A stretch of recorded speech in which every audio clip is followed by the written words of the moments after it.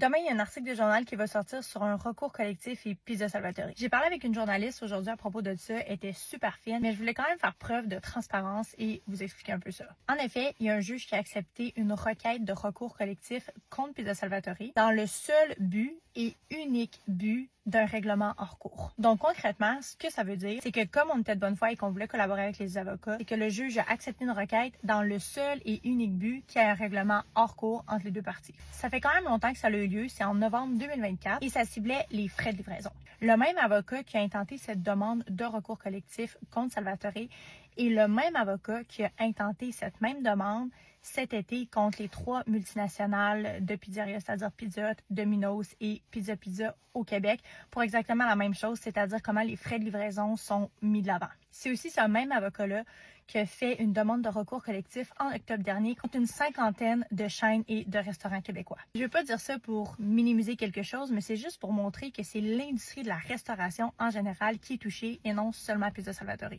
Par contre, l'article de demain va parler que de Pizza Salvatore parce qu'on est les seuls à avoir fait un règlement hors cours. D'un côté, ça ne dérangeait vraiment pas de mettre sur la commande en ligne des frais de livraison peuvent s'appliquer avant même que le client clique sur le mode livraison. C'est vrai que c'était plus transparent et côté technologique, c'était super facile à faire. En fait, on a fait ce changement-là il y a vraiment plusieurs mois et on l'a fait en même temps que les grandes puissances de la livraison l'ont fait, c'est-à-dire Uber Eats et DoorDash ont fait le même changement sur leur commande en ligne. Donc, c'est ça qui résume l'action collective contre Pizza Salvatore qui a déjà un règlement hors cours. Et je sais que notre famille, on est des entrepreneurs qui sont quand même assez présents sur les réseaux sociaux. Donc, c'est sûr que je préfère parler de d'autres choses plus joyeuses comme les promos qu'on a sur notre commande en ligne actuellement chez Salvatore. Mais je pense que ça vient aussi avec une responsabilité de dire les vraies affaires. Bonne journée!